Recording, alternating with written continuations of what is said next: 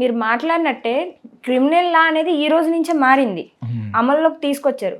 But ఇది సామాన్య ప్రజల మీద ఎలా ప్రభావితం చూపించవచ్చు అంటారు, రాజకీయ నాయకుల మీద ఎలా చూపించవచ్చు అంటారు? యాక్చువల్గా ఈ క్రిమినల్లా 3 సివిల్ కోడ్ అనేవి ఉన్నాయి కదా, చాలా చాలా ఇండియన్ పినల్ కోడ్ అని, అలా మూడింటిని మెయిన్గా మార్చి ఒక 4-5 బాగా పెట్టారు. అవి అందరూ యూట్యూబ్లో మనం చెప్పేదానికంటే వాళ్ళు చాలా బాగా చెప్పారు, నేషనల్ టీవీలో చెప్పినవి. ఒక్కొక్క లా గురించి ఎలా మారిందని, ఈ పోలీసింగ్ సిస్టమ్లో ఎలా మారింది అనేది ఇంకా కొంత కన్ఫ్యూజన్ ఉంది. కాకపోతే వాళ్ళు ఈ లా పెట్టుకొచ్చే ముందు పార్లమెంట్లో ప్రవేశపెట్టినప్పుడు ఎవరైతే అపోజ్ చేశారో వాళ్ళని సస్పెండ్ చేశారు, వాళ్ళ నోరు నొక్కేశారు. అక్కడ కొంత మార్కులు తక్కువ పడినా కూడా వీళ్ళు ఇటువంటి తెచ్చినప్పుడు రాజకీయం చేయొద్దు, ఎందుకంటే ఇది చాలా ఉపయోగకరమైన అని చెప్పేసి వాళ్ళు పట్టుకొచ్చి చాలా ఎక్సర్సైజ్ చేసి దాని మీద చాలా మనతో డిస్కస్ చేసి 5-6 నెలల నుంచి జరుగుతుంది. ఇది తయారు చేసిన లాస్ని చాలా వరకు పాతయ్యే, పేరు మార్చారు, ఓల్డ్ వైన్ అనే న్యూ బాటిల్ లాగా. ఏదో 2-3 మేజర్గా మార్చారు, కానీ మిగతా అన్నీ అలాగే ఉన్నాయి, పేరు మార్చారు అనమాట.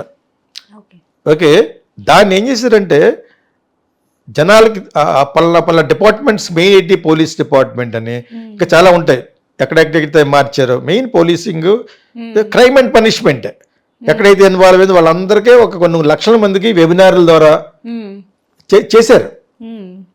చాలా మందికి తెలియదు కాబట్టి మనం తెలుగులో చెప్తున్నాం.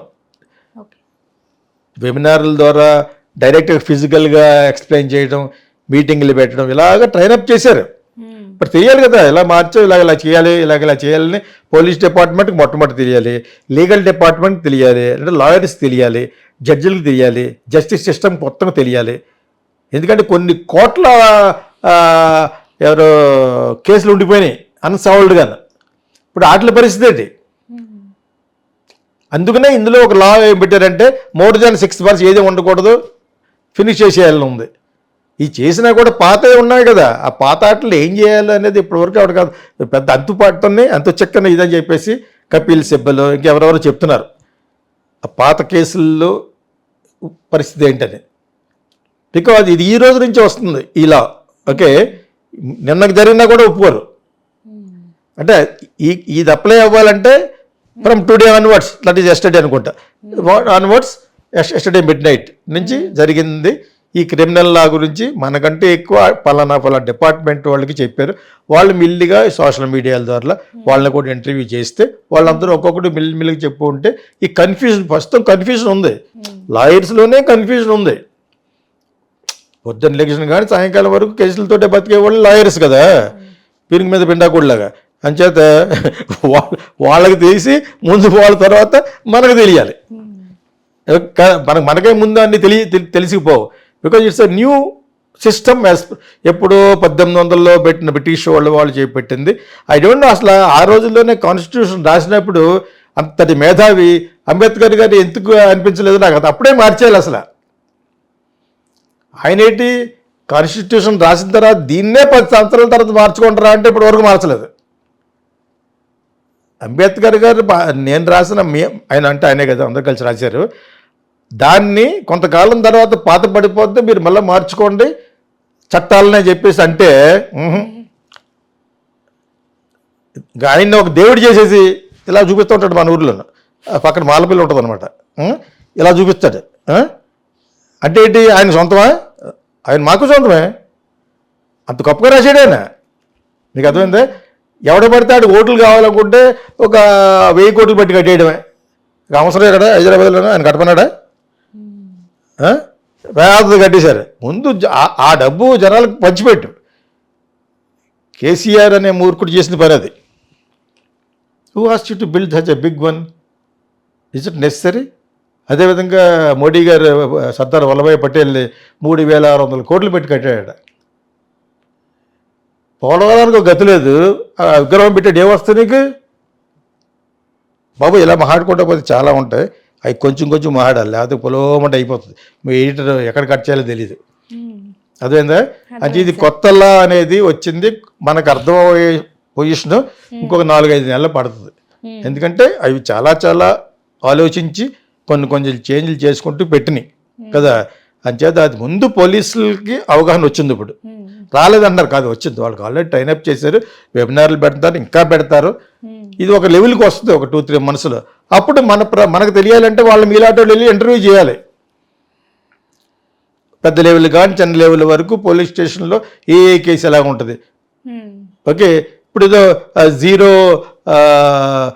దాన్ని ఏమంటారు, మనం ఫైల్ చేస్తాం case, first FIR, zero FIR అనేది కూడా వచ్చింది. ఎఫ్ఐఆర్ ఎక్కడి నుంచి అయినా చేసుకోవచ్చు, ఏ పోలీస్ స్టేషన్లో చేసుకోవచ్చు అని రకరకాలు వచ్చినాయి. ఇవన్నీ ఒక లెవెల్ వరకు నాకు తెలిసినాయి. పూర్తిగా తెలియాలంటే ఊరినే పుస్తకంలో వచ్చింది చదివేస్తే అర్థమవుతుంది మీరు ఎవరికైనా. దాన్ని నేను అర్థం చేసుకుని జీర్ణం చేసుకుని బాగా చెప్పగలగాలి. దానికి ఒక 2 months పడుతుంది. పోలీసులు has got the authority to tell, lawyers చెప్పగలరు, జస్టిస్ సిస్టంలో ఉన్న వాళ్ళు చెప్పగలరు, బార్ కౌన్సిల్లో ఉన్న వాళ్ళు చెప్పగలరు. ఇక్కడ వాళ్ళకి మెయిన్ కాబట్టి వాళ్ళు చెప్తేనే మనకు బాగా అర్థం అవ్వాలంటే. ఇప్పుడు ఏదో నేను నటించేసి ఇది ఎలా ఉంటుంది ఇది ఎలా ఉంటుంది ఇలా ఉంటుంది సోది చెప్పానుకో బాగోదు. కరెక్ట్గా తెలియాలంటే ఒక 2-3 months పడుతుంది, ఒక 3 months అయినా పడుతుంది.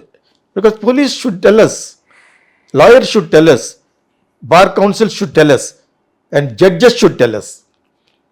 ప్రజల్ని ఎడ్యుకేట్ చేయాలి. 140 కోట్లు ఉన్నారు జనాలు ఇక్కడ, 140 crores ఉన్నారు ఇక్కడ, వాళ్ళందరికీ తెలియాలి. ఓకే సార్, చంద్రబాబు స్వయంగా తన హస్తాలతో రేవంత్ రెడ్డికి లేఖ రాశారు అని అంటున్నారు. అంటే మన 2 తెలుగు రాష్ట్రాల ముఖ్యమంత్రులు కలవబోతున్నారు, భేటీ అవుదాము అని అనుకుంటున్నారు. ఎప్పుడు లేని విధంగా ఇప్పుడు ఈ నిర్ణయం తీసుకోవడం గల కారణం ఏమై ఉంటుందంటారు?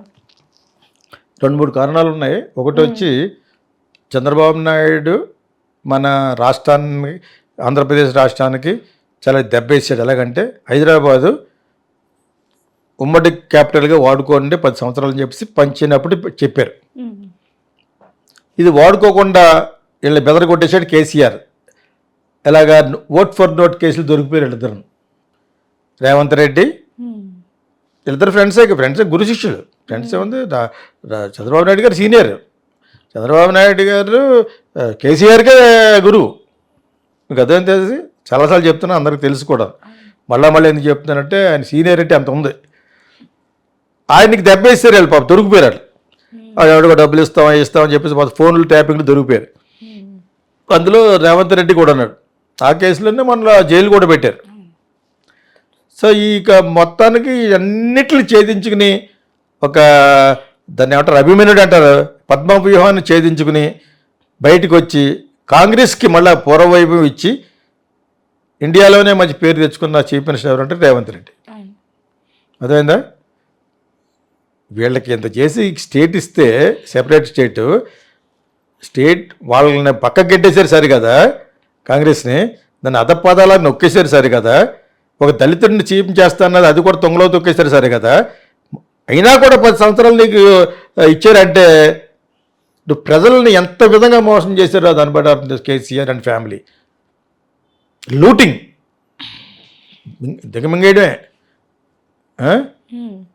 గుడిలో లింగాన్ని మింగేసిన టైప్ అంతాను. అటువంటి పరిస్థితుల్లో ఒక తెలుగుదేశం నుంచి వెళ్ళి కాంగ్రెస్కి మళ్ళీ పూర్వవైభవం తెచ్చాయంటే మానవ మాత్రం సాధ్యుడు కాదు. ఓన్లీ అతను నోటితో పైకి వచ్చాడు. అంత వాక్చాతుర్యం ఉన్న వాళ్ళు వీళ్ళు కూడా, ఎవరికి కేసీఆర్ ఫ్యామిలీ అయినా కూడా అంతకంటే బాగా మాట్లాడగలడు.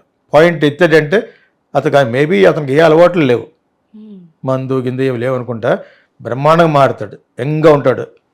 ఎవరు, రేవంత్ రెడ్డి పొద్దున్న లేస్తే సాయంకాలం వరకు ఎవరితో మాడతాడు, చంద్రబాబుతో మాడతాడు. ఇక్కడ ఎలా రాజకీయం చేయాలో కూడా ఆయన చెప్తాడు.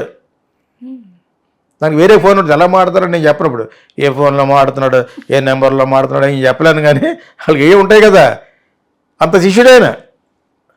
ప్లస్ ఏమో ఇక్కడ పంచవలసి సరిగ్గా పంచలేదు,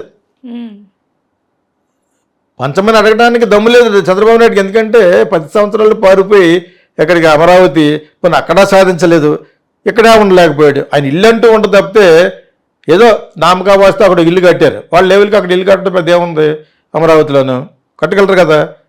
చంద్రబాబు నాయుడు లెవెల్కి పెద్ద విషయమా? వాళ్ళ సొంతంగా అంత కట్టేసి సొంత డబ్బులు చేస్తారు అంటారని చెప్పేసి మరి ఏదో తగు మాత్రం కట్టారు. బాగుంటుంది, చాలా బాగుంటుంది ఆయనకి. ఆయన ఒకటే కదా ఏముంటారు, ఆయన కూడా చాలా బాగుంటుంది. మీకు అర్థమైందా? సో ఎందుకు వెళ్ళిపోయాడు? ఇక్కడ రానివ్వట్లేదు, తవరేశాడు. కేసీఆర్ అలా పెట్టి సర్టిఫికేటింగ్ కేసు వచ్చావా మళ్ళీ ఓపెన్ చేస్తాను కేసు అని. కేసు ఓపెన్ చేసి వెళ్ళిపోతాడు లోపలికి. అసలే అపోజిషన్లో ఉన్నాడు, లోపలికి వెళ్ళిపోతాడు అలా బెదిరించేసి.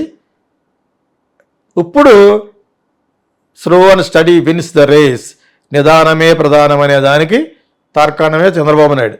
జాగ్రత్తగా నిదానంగా ప్లాన్ చేశాడు. ఇక్కడ మళ్ళీ తెలుగుదేశం కూడా మళ్ళీ వస్తుండటంలో కూడా ఆశ్చర్యం లేదు.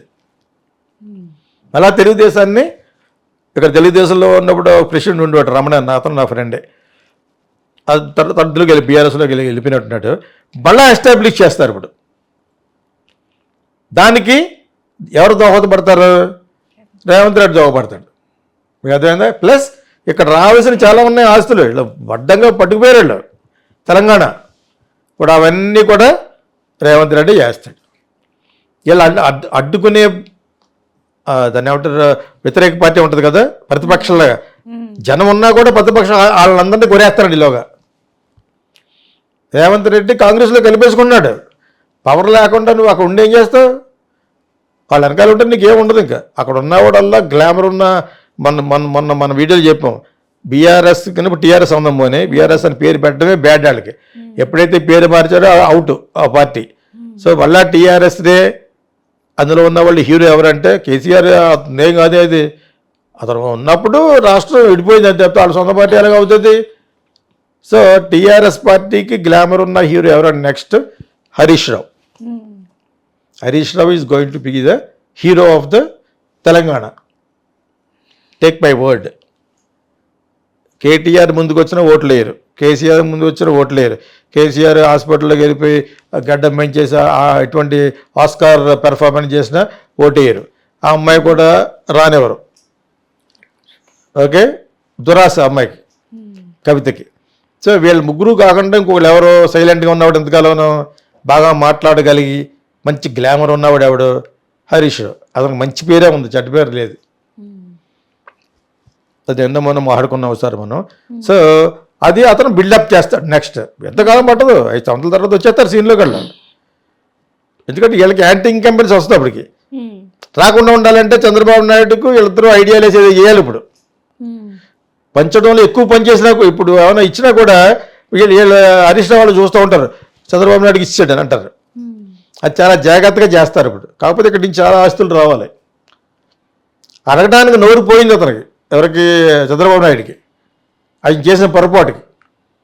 అందుకనే అడిగి వెళ్ళిపోలేదు. 10 సంవత్సరాలు ఎందుకు ఓటుకోలేదు నువ్వు? 10 సంవత్సరాలు అయిపోయింది ఇప్పుడు, 10 సంవత్సరాలు. ఆ 10 years it was other AP property కూడా ఇదే. ఆఫ్టర్ ఆల్ అతను చాలా డెవలప్ చేశాడు హైదరాబాద్ని. Yes, developed. ఓకే, దానికి ముందు చేస్తుంది, తర్వాత చేసింది. ఆయన డెవలప్ చేసిన 25% చేసిన తర్వాత కంప్లీట్ చేసిందల్లా జగన్లాగా కూల్ చేయడం చేయలేదు. అది దాన్ని ఎదరికి ప్రొసీడ్ చేసింది YS Rajasekhara Reddy. Express way, airport, ఇవన్నీ కూడా ఇతను స్టార్ట్ చేసినప్పుడు చేసినాయి. మనోడు స్లో. చంద్రబాబు నాయుడు గారు పెద్ద స్పీడ్ కాదు, పనులు వెంటనే అవనేవాడు. అది ఆ బ్యాడ్ ఇప్పుడు పోతుంది మనలాంటి వీడియోలు చూసి. పనులు ఫాస్ట్గా చేయాలంటే వైఎస్ రాజశేఖర రెడ్డి మొత్తం ఇండియాలో. మీకు అర్థమైనప్పుడు హీఈస్ ద కింగ్. నేను ఆయనకే పనిచేశాను, జీతానికి కాదు, డబ్బులు ఇస్తే అడ్వర్టైజింగ్ చేశాను ఒక 4 years. అప్పుడే వచ్చాను హైదరాబాద్. నన్ను రప్పించారు అక్కడికి. ఒక ఫ్యూ ఐఏఎస్ ఆఫీసర్లు, 2-3 మినిస్టర్లు పిలిస్తే నేను వస్తే నాకు ఇంత వర్క్ ఇస్తే చేస్తా అని చెప్పాను సీఎం తోటి. తీసుకో అన్నాడు ఆయన, చేశాను అంతే. స్కామ్లు కాదు, స్కామ్ చేయడానికి చూసింది ఈనాడు రాసింది ఒకసారి, నిలబడలేదు. నేను స్కామ్లో ఎంటర్ అవ్వను. నేను పక్కాగా ఆర్డర్ ఇచ్చితే చేస్తాను. స్కామ్లు చేయడాలు, అవి చేయడాలు, కింద ఆమెలు చేయడాలు చేయను నేను. చెత్తది ఆ లైఫ్. వచ్చేది తక్కువైనా కూడా యూ షుడ్ డూ ఓన్లీ అథెంటికల్గా, రైట్ఫుల్గా చేయాలంటాను నేను. సో అదే ఆయనే కరెక్ట్, వైఎస్ రాజశేఖర్ ఇటువంటి చేయడానికి. అదేవిధంగా వాళ్ళ అబ్బాయికి కూడా కిట్ ప్రోకోలో సంపాదించుకున్నాడు. లేదా అప్పటికి ఆయన ఫైనాన్షియల్ పొజిషన్ బాగున్నప్పుడు ఒక్కసారి ఇన్ని 1,00,000 కోట్లు ఉండదు, కానీ ఇన్ని 1,000 కోట్లు, 1,000 కోట్లు అంటే ఎలా కనపడుతుంది మీకు అందరికీ? చాలామందికి వీడు 2 లక్షల కోట్లు, వీడు 2 లక్షల కోట్లు అంటున్నారు. What is this? మన ఆంధ్రాలో తెలంగాణలో విన్నటువంటి ఇవి వేరే రాష్ట్రాల్లో కనపడదు మనకి. ఒక 2,000 కోట్లు ఉంటుంది, ఆ ప్రాజెక్ట్ ఇస్తారు, దానికి కిక్ బ్యాక్స్ అని చెప్పేసి మినిస్టర్ వాళ్ళకి ఒక 400 కోట్లు 500 కోట్లు ఖర్చు పెట్టాలి. ఆ 1500 కోట్లను కట్టాలి. ఎలా కడతారు? 15 రూపాయలు భోజనం పెట్టమంటే ఈ రోజులు ఏం పెడతాడు? పురుగులతో అన్నం పెడతాడా? అలా అలా కడతాడు. అందుకనే కాళేశ్వరం పడిపోయింది, దిగిపోయింది గుంజలో కిందకి. సిగ్గులేదు. ధవళేశ్వరం 100 సంవత్సరాల కంటే ఎక్కువైంది, అది కాటన్ ధర కట్టింది. వీళ్ళు నిన్న కాక మొన్న కడితే కొనుక్కొని అక్కడ అంటున్నాడు ఆయన, ఎవరో కేసీఆర్, అక్కడ అలా జరుగుతూ ఉంటాయట. కేటీఆర్ కూడా. కామన్ సెన్స్ లేదా? Are you not educated man to talk like that? భోంచేసి వాడు చదువుకున్నవాడు ఎవడైనా అలా మాట్లాడా? నిన్న కాక మొన్న కడితే ఆ ప్రాజెక్టులు దిగిపోయిందంటే అక్కడ మొన్నటి వరకు పోలవరం ప్రాజెక్ట్ ఏమో జగన్ అక్కడ, ఇప్పుడు మళ్ళీ చంద్రబాబు నాయుడు గారు కొత్త పాట పాడుతున్నారు డబ్బులు లేక. వాళ్ళు ఆ వాళ్ళు పడగొట్టేశారు, ఈ వాళ్ళు పడగొట్టేశారు, రీటెండరింగ్ పిలిచారు, ఏ కథలు చెప్తున్నారు. దాన్ని పూర్తి చేసేది కనపట్లేదు ఎవరినో. That is politics. పొలిటీషియన్స్ వాళ్ళు సంపాదించుకున్న తర్వాతే నీకు ఖర్చు పెడతారు. నీ కోసం ప్రజల కోసం ఖర్చుపడిపోయి చెవట కొట్టేసి కట్టి సినిమాలు చూపిస్తూ ఉంటారు కదా, పారేసి తవేస్తూ ఉంటాడు ఎన్టీ రామారావును కృష్ణ గారు ఉంటాడు, పాడి పంటల్లో పాడేస్తూ ఉంటాడు. అవి కాదు ఇక్కడ. అవన్నీ సినిమాలో పాడితే ఇలా అనగానే మేము కూడా అంతే అడ్వర్టైజ్మెంట్ అలా చూపించాం, జలయజ్ఞం మీద చేసాం. ఇలా వెళ్తాడు అలాగే వెళ్తాడు, వయసు రాజశేఖర సంతకం పెడతాడు, నీళ్ళు వచ్చేస్తూ ఉంటాయి. అలా నేను చూపించాను, అలా చూపించమన్నారు కాబట్టి. అదేంటప్పుడు ఆయన కూడా అలా చూపించాడు చంద్రబాబు నాయుడు గారు. సింగపూర్ని తీసుకొచ్చి 2 పిక్చర్స్ అమరావతి ఫిక్స్ చేశారనమాట. అది ఇప్పుడు కాదు 100 సంవత్సరాలు కూడా అలా అవుతుంది. అదేంటప్పుడు మీకు అదే 3 రాష్ట్రాలు 3 ప్లేసుల్లో క్యాపిటల్ ఉండడమే కరెక్ట్. అన్నీ అందరికీ తప్పని చెప్పకూడదు. అలాగని చెప్పేసి అతను అక్కడ కట్టి అన్నీ కూడా చెడదొప్పాడు మనోడు జగన్. మొక్కలు బోల్ చేసేటట్టుగాను అన్నం తినేవాడు ఎవరైనా చేస్తాడు. మాలాంటి ఎడ్యుకేటెడ్ ఎలాగన్నామంటే 3 చోట్ల ఉంటే 3 ప్లేసులు సంపాదించుకుంటారు, 3 చోట్ల రియల్ ఎస్టేట్ కూడా పెరుగుద్దని. ఒక్క అమరావతిలోనే పెట్టమని కాదు, విశాఖపట్నం కరెక్ట్. ప్లస్ అమరావతిలో కూడా చేయాలి. అమరావతిలో వదిలేయమంటే రాజుగారి పెద్దవారి మంచిది కదా, చిన్నవారిని చంపేమనా ఏంటిది? అది అలా చంపేశాడు. అక్కడ బ్రహ్మాండంగా ఇప్పుడు దాన్ని మళ్ళీ రీకన్స్ట్రక్ట్ చేస్తామని పేరు మీద కొన్ని వేల కోట్లు అంటారు వీళ్ళు. ఇప్పుడు లోపలికి 10 పట్టుకోలు తినేస్తారు ఇప్పుడు. అదే ఇప్పుడు